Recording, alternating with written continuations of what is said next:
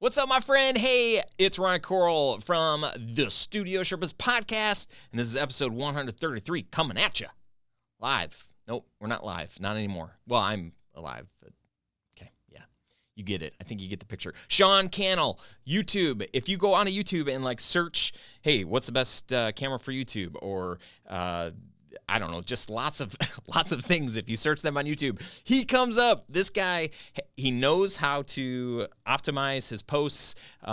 We have talked to YouTube in the past on the show, but I think Sean is going to just rock your world. So I'm super excited. 3 things that we cover in this episode. One is the proximity principle and how this can lead to your meaning and purpose in your business and I think in your life too, which is super good.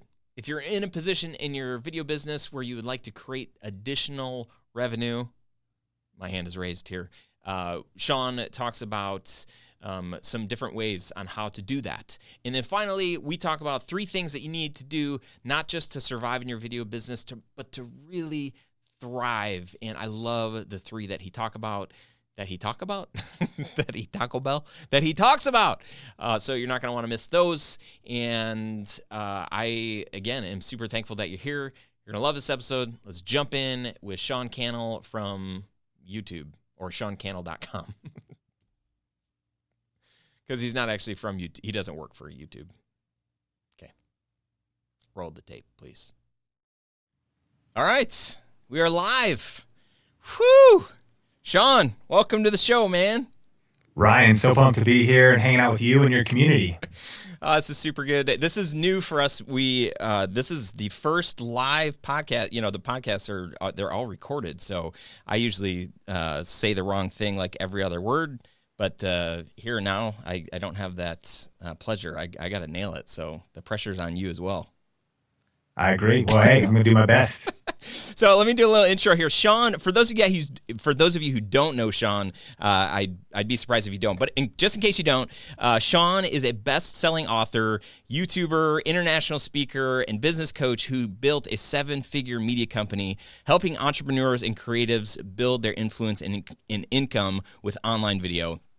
The dude has over 1 million YouTube subscribers. He knows his stuff and has been instrumental in helping so many. So seriously, dude, it's super good to have you here. I'm just excited. Dude, pleasure's all mine. I'm just grateful for what you're doing, and it's kind of my background. So I'm excited to get into it, kind of talk about my journey, and I think people get a lot of value about how to leverage YouTube to build their influence faster. Love it. So how the heck did you end up here? I mean, 1 million subscribers, speaking all over the world, helping others. That's not like an overnight, at least for most people, that's not something that happens overnight. Kind of share a little bit of your journey with us. Yeah, for me, I got started in video production. So video in 2003, 2002, actually volunteering at my local church.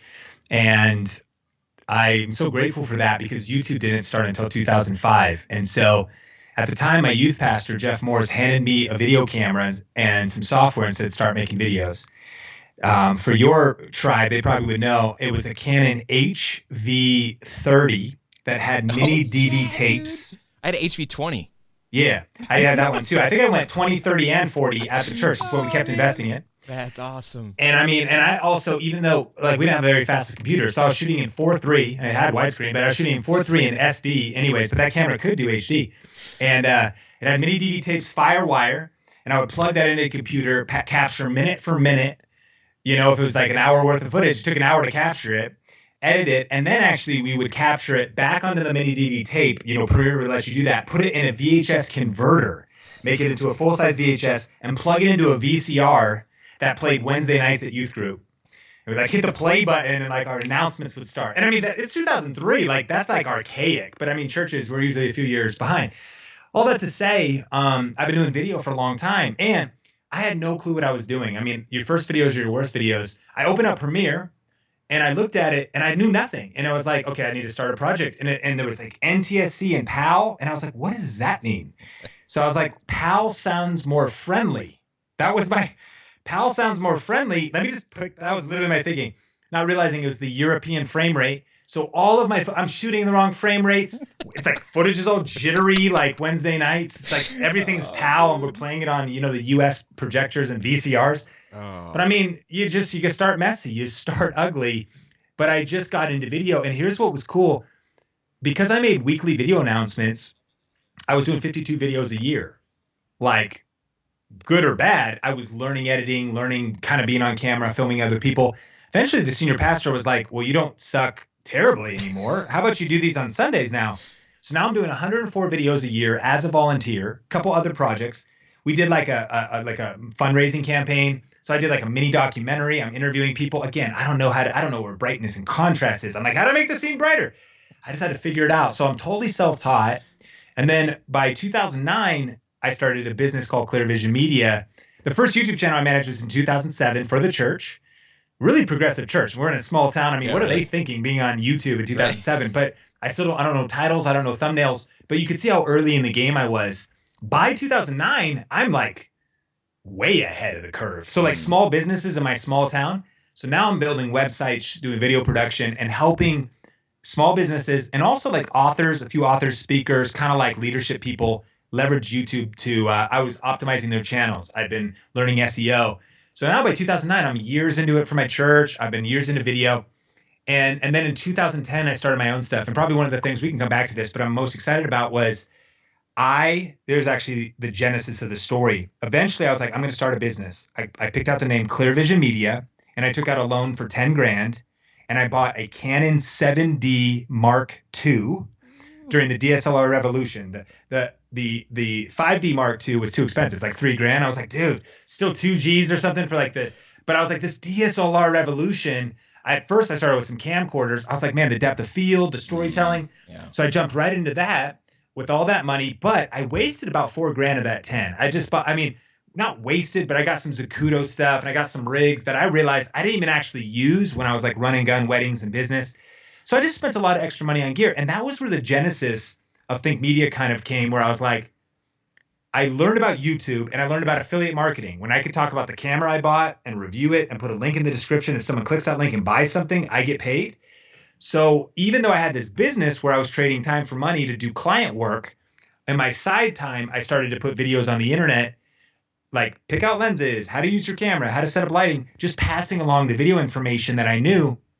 And that's what grew into Think Media today. Now that channel is at 800 something thousand subscribers. And with video influencers, we're at like 1.2 or 3. And so then hustling since then, it was not a straight path, lots of detours, setbacks, discouraging times, but I just didn't quit. And now, author of YouTube Secrets. And they talk about the 10,000 hour rule. I don't know, I'm on like 40 or 50,000 hours in this niche and arena, social, video, web video, live video, on camera, behind the camera, setting up teleprompters, setting up lighting. And kind of from a scrappy standpoint, I think probably everyone in your community is smarter than me. I don't consider myself a filmmaker. I know a lot, but like to this day, this is actually, I think it holds people back. That sometimes you're trying to impress your peers. Sometimes someone's like, you didn't describe the sensor right in the camera. I'm like, whatever, bro. I mean, I see your opinion there, but last time I checked, I've never ran into you at the bank. So like, your hate's not hurting me. I am wrong, but I mean, I don't know. The videos got views. I'm just trying to help people and focus on like the things that matter. So, sometimes technically I am pretty knowledgeable, but like so much respect. I mean, I just recently figured out like 422 versus 444 versus 400. I mean, I still don't even know what that means, but I do. But anyways, that's kind of a summary of the synopsis. So just total side note, at the Kajabi conference, I received that book. Everybody had gotten a copy, and I gave it to my 12-year-old. He was actually 11 at the time, and because he loves, he's on YouTube, he's streaming to Twitch and, doing that whole thing. And I was like, hey, buddy, like, if you really want to grow your audience, like, you need to start reading this book. And it was just last week, summer vacation started, and I was like, hey, like, rather than going to the library, you should read that YouTube Secrets book. He's like, Dad, I already read it. And he's like, wow, kind of going through some stuff. So anyway, super fun. I love that. That's awesome. Where are you finding the most joy in the work that you are able to be part of today? It's interesting. In my evolution, editing was one of the things I got great at. I mean, shooting pretty good, editing probably really good, really fast, clocked a lot of hours, but it was one of the things that I had to delegate. So what's interesting, this kind of maybe for I think that all of us would actually do better to be more business minded. Now, a lot of us probably are, but like sometimes as creatives, we actually are weak from a business minded standpoint. And as I've grown to being business minded, it was hard for me to let go of creative control. So I almost like, it was like a shift. And meaning I don't really edit anymore, for example. And actually, I don't even really shoot anymore. So it gets weird because I'm like the guy, and I definitely have got the depth. But to go right now in our business, I'm putting other people on. So like, for example, Think Media is a brand. So we have Omar. He's kind of like our tech video photo expert. Heather, she's kind of like our clarity coach branding expert. And then I'm still kind of on the channel. So we're expanding our team. And this is how I'd summarize it. I think that I get the most joy today out of building ladders. When we start our career, we're climbing ladders. That's what the goal. We're trying to climb the ladder, generate the income, get to that point of success. If you reach a certain place, though, I find that a whole nother level of fulfillment now comes from building ladders for others. So I'm passionate to do that for our team and to kind of build a movement now. I've realized I've had to like let go of some things in order that our movement could thrive, but then also build ladders for others. Like, because you could go further, faster together. You know, I had to figure all this stuff out. Mainly, there wasn't YouTube secrets. There wasn't channels. So that's our passion is I'll tell you this, as soon as I cross the bridge of making a full-time freedom, and I consider full-time freedom when you've got a level of passive income, a level of a business, you're doing what you love as your job, and you have flexibility. As soon as I hit that, even before I hit that, when I just got to go full-time entrepreneur and I no longer had a boss, it's been Christmas since then. I'm driven by gratitude, grateful every day. I just kind of get to deploy my energy. Now, doesn't mean I don't have days I don't want to work, and it doesn't mean that I just edited a couple of videos. So I'll still dive in the trenches and do whatever. But I just think that my biggest passion now, like it's not that I've accomplished all my dreams, but like I've personally received so much in terms of my aspirations. I get the most exhilarated by helping others achieve their goals. And our company mission is to help 10,000 people create full-time freedom, leveraging online video and social media to create those passive income streams, to do those different things. So that's where my passion is. I love it, man. That's so good. For you, was there a turning point, a point in, you know, as you're a videographer and even as you're transitioning, but a moment where you just said, like, you kind of were able to step back and just say, wow, like there's a bigger purpose in what I'm doing. I have an opportunity to, whether that's influence or just do something that, you know, you never thought you could do. Did you have a moment like that? And I would love to hear about that. I mean, I think it's probably I love that question. To bring me back, I now am comfortable on camera. It appears like I can articulate my message. I'm not nervous right now. 2010, though, I will tell you, I was not in the same place. I actually had a lot of confidence to shoot videos that were going to stay in the four walls of my church. I had a lot of confidence to be behind the camera. But when I started to step out and get on the camera, I had a lot of self-doubt and it was not just like an overnight thing. It wasn't 1 week thing. It was like a year process to like work on my mindset and my psychology to really lean in. And so, I mean, that was just kind of inspired by the question that I think I've seen. YouTube is I get pretty emotional even because YouTube itself has changed my life. Like, obviously, but like it's provided the framework, the infrastructure. Not only do I teach on YouTube, but I post on YouTube. And so I just need to give Susan, she didn't even create the company, the current CEO. I just want to give her a hug or send her flowers. YouTube's got a lot of problems, but like it's pretty incredible that they pay us if you get views and that you can do affiliate marketing, different things. And so I don't know where I was going with that, but like, what was the question? Just an aha moment, you know, when you're able to step back and. Okay. And so I think looking back, this is an interesting thing. Personal development is the biggest aha that's probably come out of this. Yes, there's the tangible things like if you make money or if you get views or if you get subscribers. But there's so many things. YouTube's changed my life. It's introduced me. I've met people. I've met my team. I have friends. It's made me a better communicator. It's forced me to level up. It's challenged me. It has given me skills that have translated off of YouTube. So I think the aha moment is by diving into something challenging And also, that's why I went back to 2010, stepping out of your comfort zone, getting uncomfortable, pressing through that lack of confidence, that those self-doubt seasons. Man, what's waiting for you on the other side, it's kind of cliche, but there's those pictures. There's like your comfort zone, and then there's like greatness. Like everything you want that's great is outside of your comfort zone. And I really believe that actually all good things in life are uphill. Like they just take work. And so I can see it now. The ahas, I look back and I'm like, wow, I would have been transformed as a human. My family, my relationship network, our world, the people we get to impact have been transformed because we stepped out on this thing called YouTube and this thing called the internet that's globally connecting the world.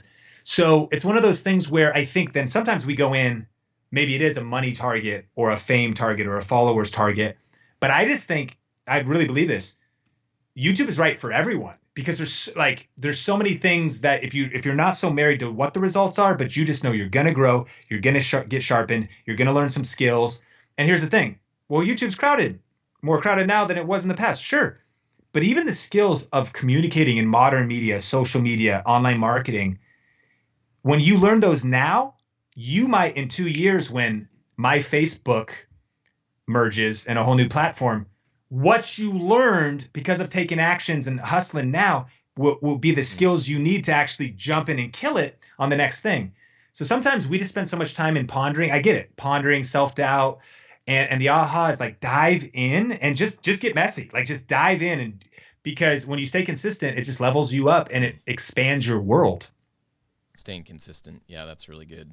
Yeah, I felt like, hearing you talk about, being in 2010, you're just like, not crazy about yourself being on camera, maybe not having the confidence or just feeling, outside of, your friends and family at church, like we're good here, but like outside of that, and seeing you, speak on stage and in front of, I was watching a couple more videos today, just because I had to say like, I was watching your, but the confidence and the way that you're able to communicate, it's awesome, dude. It's so cool. And it gives somebody like me who like, I want to develop, that ability. So even to hear you say like, back in the day, like not, but through just sticking with it, being consistent. And we can talk about it offline, but I'd be curious, as you honed that skill, was it really, just practicing it, or were you getting feedback from people? Did you take courses on like how to just present better? Yeah, let's go there because cool. That's actually the things one I'm maybe most passionate about, and that is this. It's been intentional. See, I think you got to know, you just actually declared your intention to me. I want to get better as a communicator. So you've already said it. Here's the thing. You already listed what you need to do. Was it by like getting feedback? Yeah, you need that. Was it by taking courses? Yeah, I did those. Was it but there's a couple things. So here's like 5 or 6 things. Number one was I made that my ambition. I knew that because I grew up, I was in that church. And so there was part of me, I knew I wanted to speak eventually, write books, and just kind of be that type of person, be like in that space that's going to be an educator, a teacher, and it resonated with me. I obviously wasn't there yet. So then I started to take actions. One of the biggest ones, maybe I'll save the best for last. So what I did was I bought CDs off eBay, this 12 CD communications set. I listened to all of them. It was helping me with my vocabulary. Now, more than that, number 2, I volunteered in an environment that would force me to hone those skills.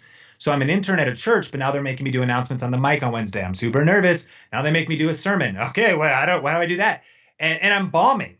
Yeah. See, like I got to have such a season of just a lot of ugly, bad, learning that positioned me. So if I'm doing that in like 2004, well, then people shouldn't be surprised in 2014 that like, wow, he's just this naturally gifted communicator. No, I've worked, man. I worked so hard. And so then I bought the CDs. I'm in this environment. I'm in a church with great communicators. I'm in a Bible school, sermon prep, where they make us talk and they tear apart our speeches. They're also teaching us how to organize information. I also then eventually taught in that Bible school, so I had to do PowerPoint slides. Guess what? I go live now. I teach off PowerPoint slides. How do I produce them so fast? Because I was producing them in 2007, the night before, working at Red Robin all day long. Trying to like study the Bible for 4 minutes before I have to teach them. Don't tell anybody this. And I wake up the next morning and I'd go, but it was like it was a pressure environment that was helping me hone up my skills. And then a guest speaker came, Dr. Dave Martin, and he was like a wisdom guy, like all about wisdom and leadership. And he had a product. It's called the Wisdom Pod. He had like his CDs, but the Wisdom Pod was $150. And it was all this stuff about changing your mindset, growing as a leader. $150. We're terrified. We have no money. I'm like, honey, I need this. I've always valued investing in myself. I'm like, I'll work a little bit extra, bought that thing, listened to it multiple times while on a Nordic track in our living room, like wooden, whatever. And so I'm listening to that. Then eventually though, and this is the best for last principle, and it's the biggest principle for anything you want to grow in. I think courses, YouTube videos, webinars, conferences, but the biggest and fastest way to level up in any area is the proximity principle. My friend Ken Coleman hosts a podcast called the Entree Leadership Podcast. He just released a new book. It's called The Proximity Principle. I highly recommend the book, but I'll just tell you what it means, and maybe you can skip the book. Actually, you'd want me to promote. The proximity principle is simply this. When you define your North Star, I want to be a commuter. I want to be a great videographer. I want to be a videographer like Philip Bloom. I want to be a videographer like, back in the day, Still Motion. That was the people I looked up for weddings. Proximity. Can you get around people? Can you get there? Still Motion came to our city. I actually didn't go. I sent our team. I was a director of communications. Boom. I'm like, get there. Spend that whole day there because you need to get around people you're going to grow faster. But in the proximity principle, it's who can you get around? So I identified Dr. Dave. Eventually I pursued it. Yeah. And eventually I got to freelance for him. So I started editing his videos. I'm studying it. Joel Osteen, love him or hate him. While he's a great communicator, he now preaches sermons 28 minutes. They're for TV. One of the reasons why he's such a great communicator, because he edited his dad's sermons for years. He was the editor, but his dad's sermons were like 45, 48 minutes, and he had to make them fit in TV. So it taught him, man, I got to communicate clearer, leaner, shorter. So when he's now the communicator, because by the way, when I edited sermons, I was editing communicators and trying to make them more concise. I heard their ums. Like, it was so powerful. But proximity principle, get around people. So I freelanced for Dr. Dave eventually. So he's leveling me up. I got to go to his conference when I'd shoot video for him. He's leveling me up. And then eventually I moved to Vegas. Some serendipity in there. And I mean, I believe in, like that there's a divine purpose, but serendipity. And like, I ended up in Vegas at this bigger church eventually before becoming an entrepreneur later. And pastor was Benny Perez, author, speaker, would speak around the world to churches or in conferences, 1,000 people, 10,000 people. He can speak to a crowd of 25,000. Not everybody could do that. And he was the main communicator. So every week I sat under sometimes 4 services of hearing the same message. I'm studying, man. I'm learning about communication. And then he would give me feedback. So if possible, and the proximity principle was in effect back when I was interning. How can you get in the room and get as close to the person that is doing the exact thing you want to do? Not that that's easy. Yeah. How can you do it from afar? Buy their books, read their podcasts, just study everything they've done. That's a similar thing. But I found always that it accelerates you fast if you can get in the room, if you could get around them. And so I valued that. So where I am right now, while there's so many, we never get here alone. Yeah. My team, my wife, God's grace, but make no mistake, it's intentional. I have been intentional, thoughtful, strategic.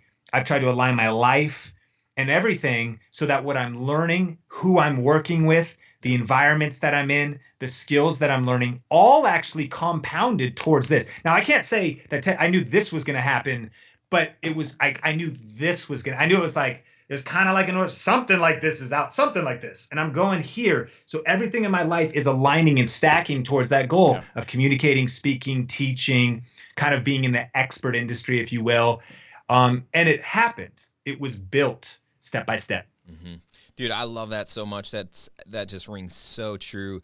I think, I love the business principles behind that, but I think about my personal life and I feel like I just have an incredibly rich life because of the people that we are doing life with. And it's those people that I'm like, man, I would love to be more like Jay. I would love to be more like Jason. I want to be more like these families. And it's because we injected ourselves into their lives, whether they liked it or not. And for me, I'm like, I am living a dream here. And it's because those people have had that impact. And man, it's super good. So Filmmakers, one of the big struggles is, we're trading time for dollars, and that might be the only hope for some people. At least that's what they know, and that's what they think. I would love for you to kind of speak into this idea of creating additional income streams as a filmmaker or videographer. First of all, quick tip is before even creating additional income streams, I love YouTube just to build your filmmaking business. And so YouTube is the second largest search engine in the world. And am I sharing my screen right now? Let's see. Yep, I can. Let's see. Can I add that? Oh, yeah. There we go. So you see it? I see it. If people search Bellingham wedding video, Sean Cannell Productions, Clear Vision Media 6 years ago, I ranked #1 for my wedding video. Okay. So how I positioned this was meant to get discovered and generate new business. And so I titled the video Bellingham Wedding Video, Wedding Videographer. In the description is, and now I don't even do this anymore, but I still get emails or inquiries. Hey, can you come shoot my wedding? Why? Oh, I'm getting married at the Bellwether. Can you film me? So it led to actually almost not endless, but like endless business. So, and then they see the product, they see what you've produced. So again, it's optimized for search. And then it's like SeanCannell.com, reach out, I don't think his email works anymore. So that's thing one is YouTube is the second largest search engine in the world. Are we back together? Yep. And you want to leverage that. And so I think that there's a lot of things people could do at YouTube to get more clients, generate more business. But here's what's cool. Generate business on autopilot, like generate business that you have leads coming in when you're not working, because especially if you're a solopreneur, like that's the two sides. Forget like making side income. You're like, I need to market my business and then I need to do the fulfillment. And so, and even marketing and sales, the sale was already done. They're already bought in. They're like, that's what I want. Do that for me. Okay. So then the most linear path for everybody listening is to move into teaching mode. The most complementary thing to a photographer or a videographer is you're doing client work and you're doing it, which should mean a couple things. So you're like this, you're producing the work. So you've developed obviously expertise, you've developed a style.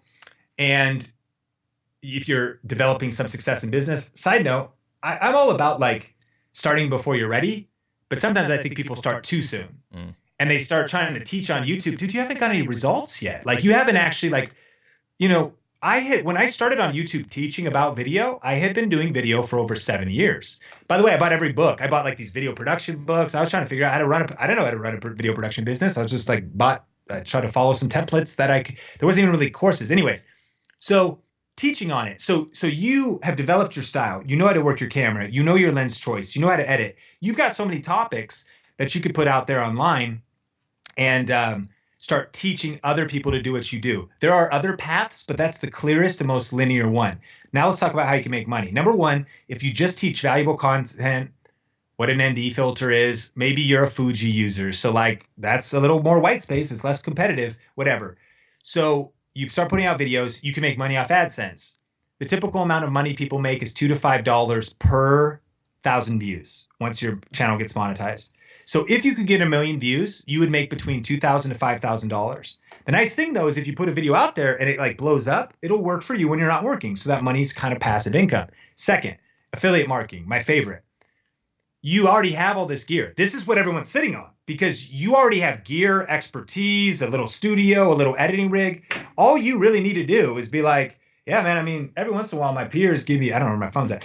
They give me a question. So like they're curious about my setup. Here's my setup. I use Asus monitors and I use like this color. I love this keyboard. It's got the color keys for the hotkeys of Premiere. Film it, upload it online. You start helping people. Now, obviously making that better is better, but that's it. That's the premise. I started talking about best camera for YouTube, best LED, bicolor lighting, best whatever. So like topics, like whether that's product reviews, tutorials, how to 7 tips for shooting better footage with the T7i, whatever. And so those are also highly searched. I want to encourage people. They might say, yeah, Sean, but what about the competition? Now it's 2019, it's 2020. I feel late to the game. It's such a big niche. 2 good points of news. 1, there's a lot of people in the world. 2, the entire earth is shifting towards social media, content, every small business, every business, every even stay-at-home mom, it's like waking up to know they need to learn video. Look, some people aren't going to like me. They're not going to like how fast I talk. They hate this hat. They don't like the fact I'm wearing a hat. They want to follow a female. They want to follow somebody from a different ethnicity that's got a different personality. Cool. That's the opportunity for you, friend. You know, like you just be you, add value. So affiliate marketing, talking about the cameras, the gears you use. You put a link in the description. Hey, in this video, I'm going to be talking about my 3 favorite accessories for my DSLR camera that I use on every shoot coming up. Hey, by the way, if you want to see links to these, there's links in the description below. If someone clicks that link and buys it, you're going to make between 4 and 10%. If they buy a $100 thing, you make $4. If you're getting a lot of views, that could be a lot of money. Yeah. You talk about cameras like I do. You sell a $2,000 camera in a day, 4%, it's $80. You sell a couple cameras, now you're doing pretty well. So on autopilot, by the way, when we talk about YouTube being the search engine, the fact these videos could be out there, people could find them while you're working for clients. So that was my dream. I was like, if I can get a video done and then go hustle at my job and work for clients, that video might make me an extra $2 this month. It might make me an extra $7 this month. But then eventually it was making me an extra $70 and then an extra $700. So then the next one is package your information. My friend Chelsea Nicole Photography, Las Vegas Photography, 6-figure photography business, only does high-end weddings. She does like this airy look. Everything's kind of overexposed, but it's like not, but it's airy and it's all white, kind of a vibe. She's like very good quality work. She is creating a course about how to do her style of photography, how to achieve the airy look step by step. She's going to probably sell that for $297. You know, when I got the 7D Mark II, I had no idea how to use it. 2010. I then landed a client for 2 weeks later. And then I went, oh crap. I want to use this, but I don't know it. So I rush shipped a Philip Bloom DVD on a complete 7D Mark II tutorial, shipped to my house. It was like $300. Put it in the VCR, and he started teaching me about like turn on dynamic lighting. That's in Canon. Canon has that D+, that like dynamic lighting. Yeah. Turn that on. Flat color profile. He walked me through all the settings. He held my hand through the whole thing. I loved it. That's what I'm saying you should do. Like you want to then have something potentially number 3 to sell. So you could do YouTube ads, affiliate marketing, something to sell. Then if you've got videos on the internet that people discover when you're not working on your YouTube channel, they might hear from you, learn some stuff from you. And then you go, by the way, if you want my complete training where I walk you through in 2 hours how to use this C300, C200, then someone goes, one person's like, I want that. So maybe they buy 1 a month. That's an extra $300. Maybe they buy 10 a month. It's an extra 3,000. And you've packaged your information and you've put it in a course format. And then number 4 would be number 4 and 5. Number 4 would be brand deals. When you start building up your influence and you have a niche channel where people are looking to you for how to shoot films, or what might be better is like you want to niche down. So maybe you're really good at real estate and you do a comprehensive thing about how to shoot the best real estate videos in the world. What angles, what crispy wide angle lenses for the rooms, drone footage, whatever. You walk them through the whole thing. Brand deals. You got that channel. Guess who wants to send you free stuff? Canon, DJI. I don't want to make that sound overly easy because you definitely got to build some influence. But I've gotten thousands. It's almost like sickening. I mean, I'm grateful for it. Like it's like somebody else is like, what? I mean, I've gotten probably tens of thousands of free gear because of the influence that we've built. By the way, that was my dream back in 2010. Right. I was like, I hope to do that. So if I could one day have this pay for a lens, I mean, I'm not trying to flex. Maybe I am a little bit. That's the lens and cam. That's just one of the lens and camera walls. I'm trying to. It's meant to encourage and give vision. I'm literally not trying. But so brand deals, because now you have a niche channel and influence online, and people are paying attention to you. Brands potentially want to work with you, give you stuff, or pay you to talk about stuff. Which, by the way, I don't do paid product reviews because they could be unbiased. I just do like paid tutorials. Anyways, number 5, crowdfunding. You're adding free value or just value and free value. People might say, man, I love the tutorials. You're teaching me how to edit. You're teaching me how to build my video production business. Let me support you at $5 a month, $10 a month. Now, maybe you do like one webinar, kind of 1 hour training each month. And that's bonus for the people that support you on Patreon. Eventually 100 do at $5. that's $500, and that's passive income. Now every month, $500 comes in reoccurring, and you do something that adds value to people, but more Patreons join and it snowballs. That's just a couple of the ways. We actually talk about 10 different ways in our book, YouTube Secrets, but it's kind of like the ways people are making money with YouTube. I'll be right back with my interview with Sean Cannell right after this. Hey, if you want to make more money in your video business, you got to work smarter, not harder. And as I've learned that, I have come full circle in how I view stock footage. Stock footage used to be the worst, literally the worst. Terrible quality and super small selection. There have been so many projects where we just needed one shot of something pretty specific that we didn't get for whatever reason, or the client just requested totally last minute. I'm sure that's never happened to you, right? Someone turned us on to Storyblocks years ago, and it has really added to our edits without breaking the bank and without compromising the quality of the production. They have an enormous library of stock footage, and with the unlimited video plan, you get access to everything, including HD and 4K footage, After Effects templates, motion backgrounds, and more. We have saved our clients and ourselves a ton of money, and we saved a couple of projects that needed that one special shot.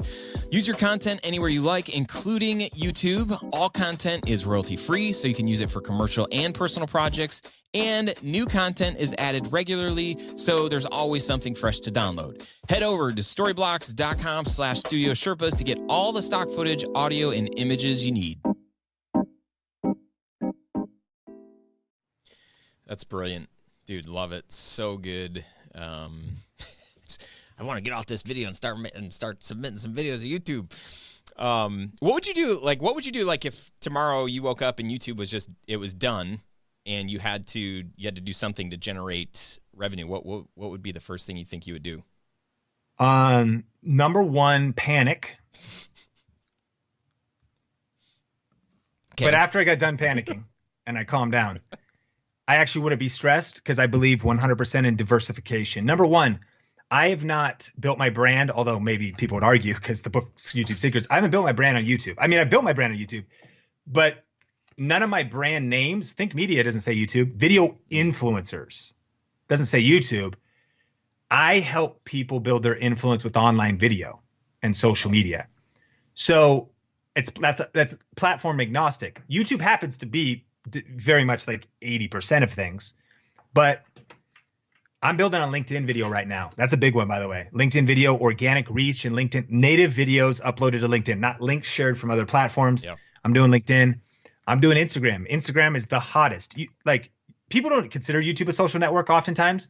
So Instagram is the hottest social network, not the largest. Facebook still has more users, or WhatsApp, but it's the hottest, easy. So I'm paying attention to that. I've built an email list.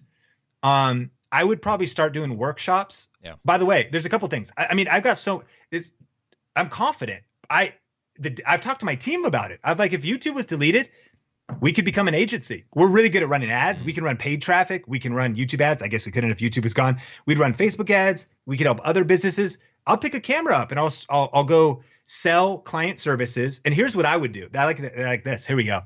I'll tell you exactly. I would do high-end client work with probably experts, proven businesses and individuals, and I would help them produce content for social media. Now YouTube's gone. I would help them produce content for social media, and I would help them run paid ads at something like starting at maybe 10K a month, and then maybe like a 5K, 3K retainer. Therefore, there can only be clients that could afford that.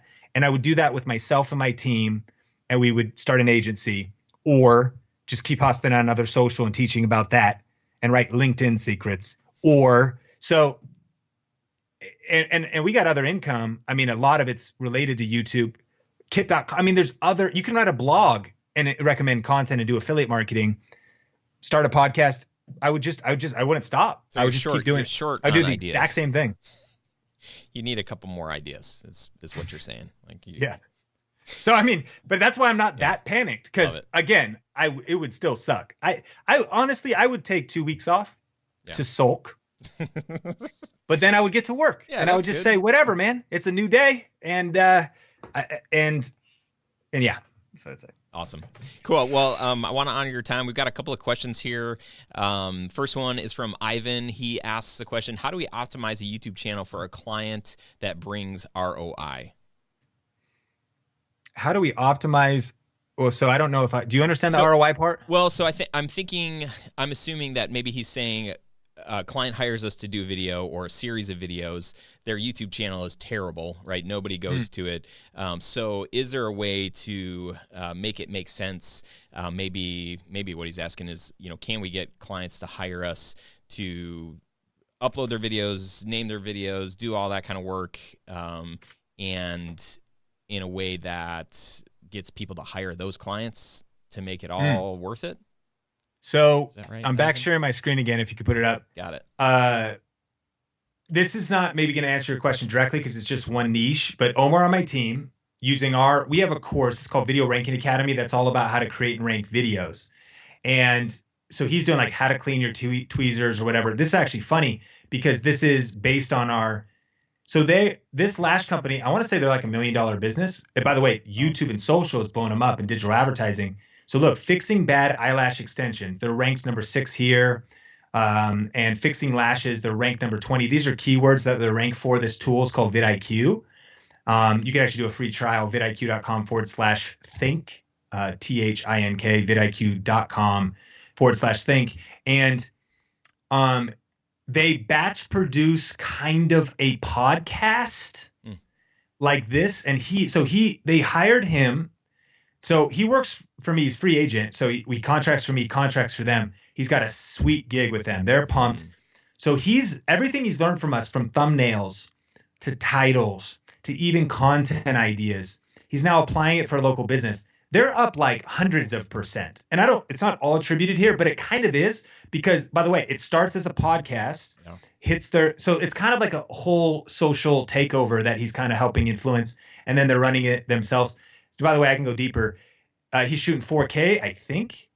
No, he's finishing in 1080, but he'll do proxy files. A lot of people probably know about it. He's getting our 4K videos edited in minutes because he uses proxy files. Even though we got fast computers, those 4K can be a beast.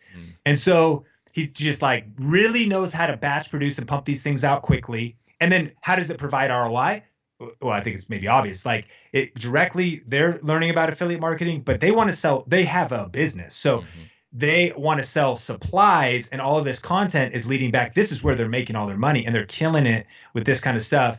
They know their target audience. So I'm not sharing my screen anymore. I would say that this is my belief, and it's just my belief. I think that offering just video production services, unless you're high end and really good, is not good enough. Just my opinion. I think that if you become boutique and like you're desirable and you're getting flown out to do like 30K weddings, okay, well then like just do that. I actually think that bringing strategy is the game. Meaning, I think it's almost like I think a lot of businesses where you will have endless opportunity and dare I say endless money if you could scale into it and learn the skills. If you can say, hey, we're not only going to help you produce content, but we're also going to help you optimize your YouTube channel, but we're going to help you with the strategy overall of how modern marketing works. Because unless they understand that and they're working with somebody else and they have like an agency or some kind of thing going on, that's the problem. It won't really produce ROI. It might be the most pretty video, and man, your color grading is amazing. And my gosh, I've never seen such tack sharp shots. Doesn't matter. Content is king, but marketing is queen, and she runs the household. That's good. So I think you should bring both. Yeah, I love it. That's really good. Do you got time for a couple more maybe? Yep. All right. Sarah asks, how long did it take you to build 10,000 subscribers, and what were the key tactics that got you there? So it took a long time because the biggest mistake I made early on was dividing my focus too much. I'm going back to the screen share. So I actually, back in 2010, cut my teeth even more. Are you seeing the right thing? Yep. Cut my teeth even more on this channel called Think International. It was a faith-based channel where we did interviews with different leaders. By the way, this was preparing me for Facebook for Churches, YouTube marketing, personal branding tips, Christian business success, this kind of content. This is called Think International. The reason Think Media started, what's the name mean? I don't know. We named this Think. What's that mean? I don't know. We were international. We'd been to Canada once. And so we started Think International. Think Media was the media side of that. I was like, I need a place where I can talk about cameras, whatever. And so check it out. Back in 2010, I would drive on my way to Red Robin, actually, and talk about how to get started in video production with my Droid X mounted to the dash of with the worst angle of any videographer ever. And I shouldn't probably be creating YouTube. I mean, when you don't got much time, this is how you get content done. And so, I mean, how to get started in video production. I just started, shot on a Droid X, 720p. Oh, man. Amazing. But here's the thing, is this was where my magic was. But I will tell you this, I was completely blind to it. Meaning, I kind of abandoned this channel because I had my Clear Vision Media channel. Then I got my Sean Cannell channel. I vlogged for a while. Now, don't let these numbers confuse you. These numbers were not those numbers then. So on here, I'm like I'm confused. I have clarity now, not really then. And so I just was making random stuff here. So I'm trying to post stuff on this channel. And Think Media is getting like the end. I'm still trying to do Think Media. Now I'm living in Vegas. I got a full-time job as a church communications director. And here's my Sean Cannell Productions channel. So I was doing just too much. So all of that to say, tip number one, if you want to get to 10,000, focus. Get a clear niche, a clear vision, a clear, almost like business plan. Be like, okay, I'm going to do one video like Sean said a week, and I'm going to get it out every Tuesday and stay narrowed down. That was my mistake. So it took way longer to get to 10,000. If we look at my analytics on Think Media, I was at, it took like 6 years to get to 10,000, but I was uploading video like one summer, then not for 6 months, if that makes sense. So you gotta so number one, focus on one channel. I would pick one niche, one channel. I would do one video a week. Number three, that was number two. Number three, I would focus on search-based content, and I would really study SEO and search-based content, and not trying to plug, but we can help you with that if you want help. And then I would stick at it. And I would actually say that you could expect to hit 10,000 in 12 to 24 months. Obviously, there's variables, but like by having a plan, having a strategy, being consistent, and the presupposition is that you know your stuff at some level. You don't need to be like the best in the world. Clearly, I don't even know what 422 is, but you need to know enough. You need to have good information for the people you're serving. I'm not trying to coach videographers on like the highest bit rates and color grading, DaVinci Resolve, whatever. I'm trying to help makeup artists, stay-at-home moms, people that are like building Jeeps in their garage, figure out the simplest gear to use, flip a screen, tap their face in focus and make it work. And that's working because I kind of figured out my niche and I was serving a particular type of person. So that's what I would say. And I think you can get there pretty quick. Let me give you one other piece of advice. Yeah. Just generally, if you're going to climb to the top of Everest, which is something people definitely aspire to do, right? It's a massive thing, though. Tallest mountain in the world, if I'm correct. K2, second tallest. So if you're going to climb Everest, it's a major deal. And nobody just goes, you know what? Honey, do you want to climb Everest? Grab your flip-flops, grab some shorts, get some tickets, fly us out there. And then you just start walking? No. Like, what are you going to get? A couple things. Number one, a map. This didn't used to really have a map. It does now. There is a proven, people have paved the way. It doesn't mean it's going to be like linear or exactly like someone else, but success leaves clues. So you get a map. Number two, you get a guide. Like nobody goes up, you actually get a local guide. So I would work with somebody who's done the YouTube thing. You want to get to 10,000 faster? Get around someone who's done it multiple times or in multiple niches. And that doesn't mean like just because you're like, oh, I get it. He's like marketing his book. Again, like I'm saying, get around people, get in Facebook groups, like immerse yourself in that world because iron sharpens iron. And so you get a guide. And then number three, a community. And that's actually probably Facebook groups, community. It's kind of like that old thing that they say you're an average of the 5 people you hang out with. You know, if you hang out with 5 people that have 25,000 subscribers, 45,000 subscribers, 12, 8, and 100, and they all have 10,000 subscribers, you're going to be the sixth. It's inevitable because of that proximity principle. So interesting, like that's like you just get immersed in the community and some Facebook groups, in the right information, the map, the right follow a guide, and that's what we're here to help. Even just our channels. I mean, binge watch all the videos on video influencers and Think Media. It'll take you a while, but you have like a free online college, university. Grab a journal, watch all of those. I mean, literally, you're gonna learn so much. That's gonna get you 10,000 faster, and then get into a community, because it is discouraging when you make 4 videos and you're getting 4 views each. You're like, I put way more work and effort into this than the reward. That's the way it is at the beginning.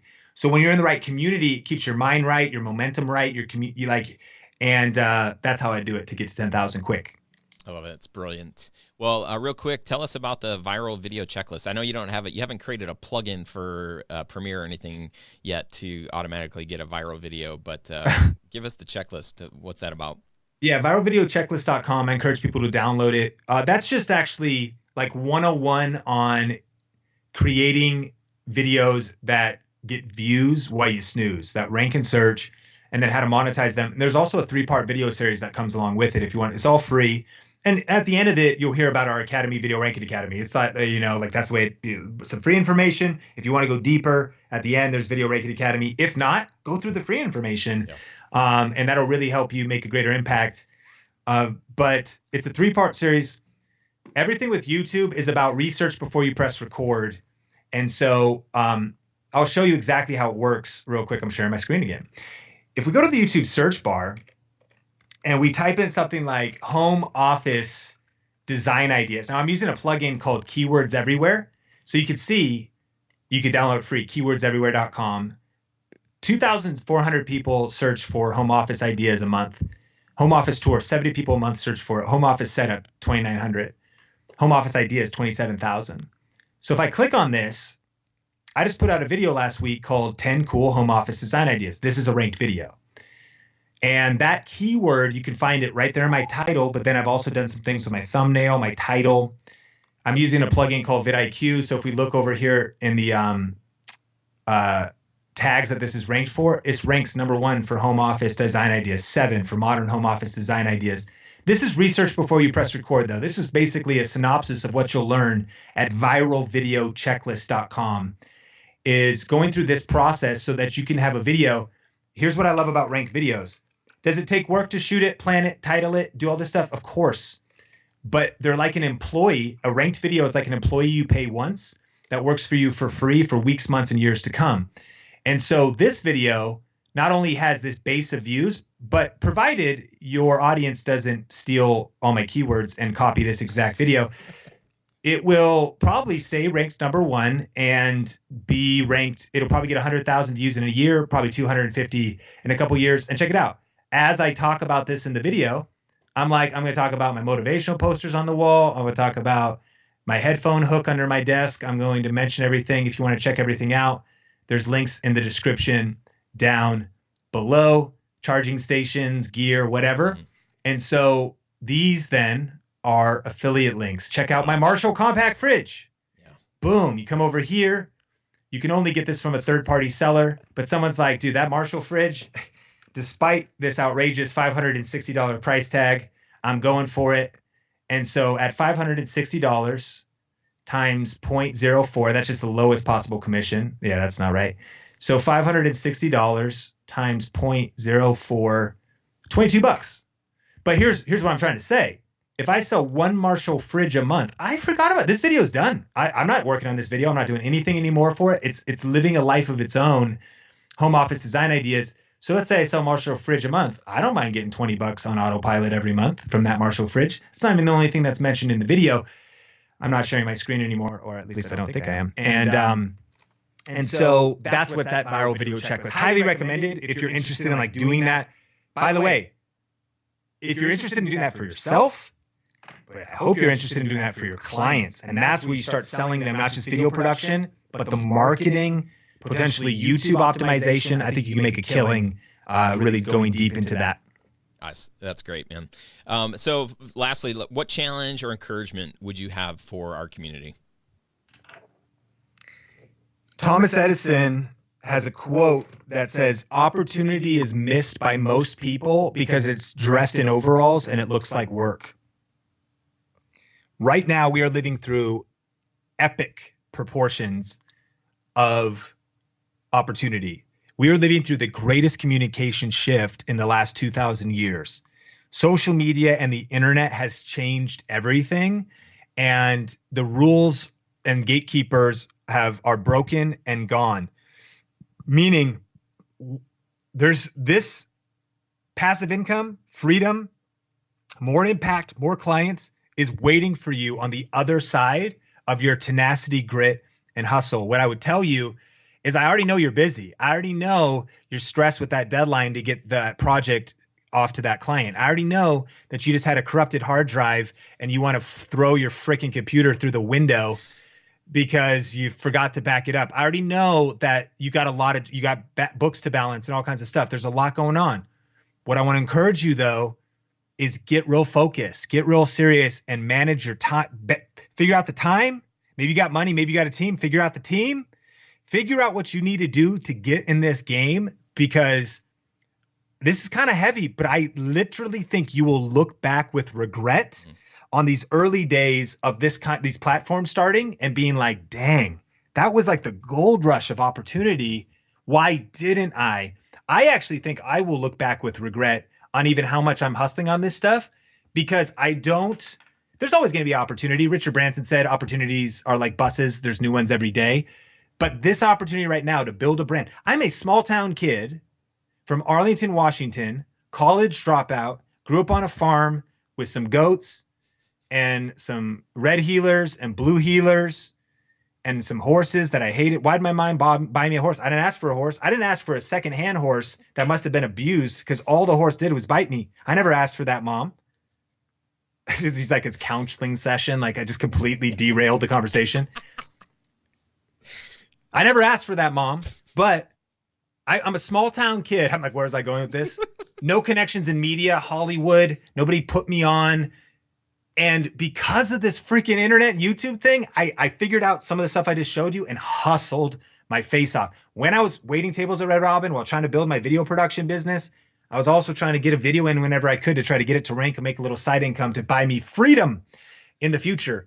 Go all in right now. Like, seriously, find a way, maximize these tools, level up your business by going all in, and prepare your mind that you're going to want to quit. It's going to stretch you. There's going to be pressure, of course, but it's worth it. It's so worth it.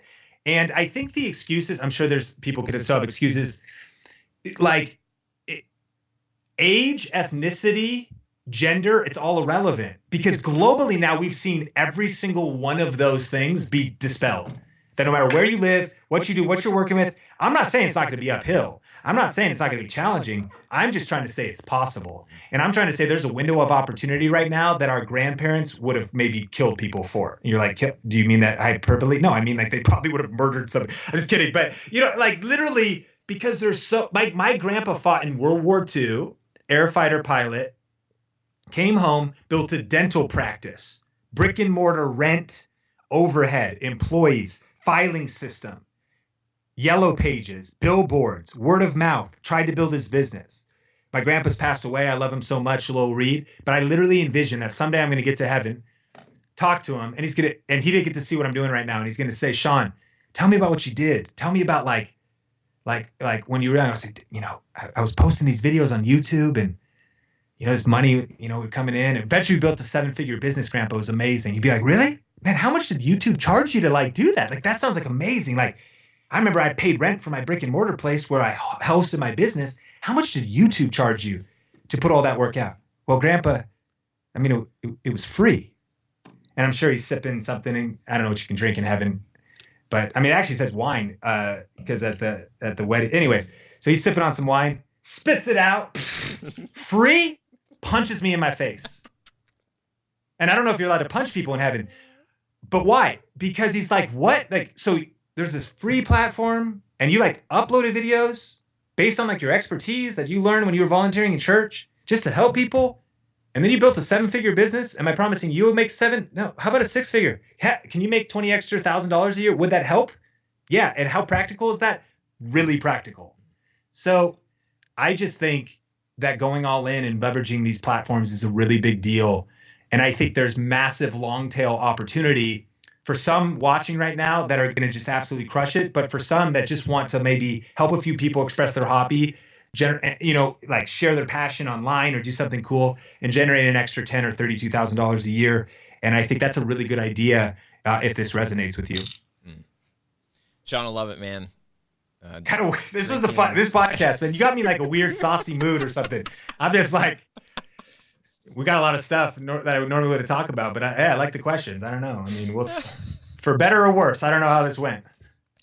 I loved it. Had a blast. Super appreciate your time, man. Thank you so much for joining us today. Yeah, appreciate you, and super grateful that we were able to hang out. Hey, thanks for tuning in. Remember to check out the show notes at studiosherpas.com/133, and you can there's a link to download Sean's viral video checklist. And unfortunately, again, that's not a filter that you can get for Adobe Premiere or Final Cut Pro. Final Cut Pro? Final Cut X? What do they call it? I don't use it. Final Cut Pro X. Yeah, so anyway, there's that. Hey, if you are looking to grow your video business, if you're just starting out, if you want to scale, if you're wanting to hire employees, you just need to make more money, you want to be more profitable, I want to invite you to the workshop that I'm hosting. You can find this at studiosherpas.com/workshop. Where I'm going to teach you how I have built a 7-figure video business, and there's going to be lots of good takeaways that you're going to be able to apply to your business. It's totally free, and we'd love for you to check it out, studiosherpas.com/workshop. I always encourage you, if you like the show, share it. You can leave us a review on iTunes or just like copy the link to this show and text it to somebody or send them an email. It's a good thing. Pass it on. If you like it, pass it on. If you don't have anything nice to say, don't say anything at all. Thank you so much. Hey, next week, I'm going to be on with you live. Nope, it's not going to be live. It's going to be recorded. But I'm excited to share some more of my story, my journey in my video production business. And we're at just like a really fun, interesting sort of, I think the word pivot is like, it's kind of overused currently. But that's what's happening in our video business. And I'm excited to share a little bit about that with you. And I think it will be relevant. And hopefully some of my story resonates with you. I think that it will. So hopefully you check that out next week. And in the meantime, I hope you are making great things. I hope you're learning how to just trust in the stuff that's inside you, the stuff that's in your guts, to say, this is good. This is worth fighting for and worth working hard toward, to grow a business that is sustainable and that isn't just, hey, I'm going to do this for a year or two and then realize like, oh shoot, I didn't do the things that were foundational to make this thing profitable. So hope that happens for you, and I would love to be along the journey with you. So thanks for hanging out. I'll talk to you soon. Climb on, my friend. Talk to you soon.